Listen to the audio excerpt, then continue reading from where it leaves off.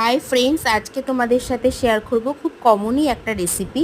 সেটা হচ্ছে চিলি চিকেনের রেসিপি। চলো দেখি আমি কিভাবে বানাই। প্রথমেই মাংসগুলোকে কেটে ভালো করে ধুয়ে নিয়ে লবণ, হলুদ, আদা, রসুন, কাঁচা লঙ্কা পেস্ট, সোয়া সস আর গোলমরিচ গুঁড়ো দিয়ে বেশ খানিকক্ষণ ম্যারিনেট করে রেখেছি। তারপর তার মধ্যে কর্নফ্লাওয়ার আর একটা ডিম ফাটিয়ে আমি ভালো করে আরও 5 মিনিট ম্যারিনেট করে রেখে ওইগুলো সাদা তেলে ভালো করে ফ্রাই করে নিয়েছি পকোড়ার মতো করে।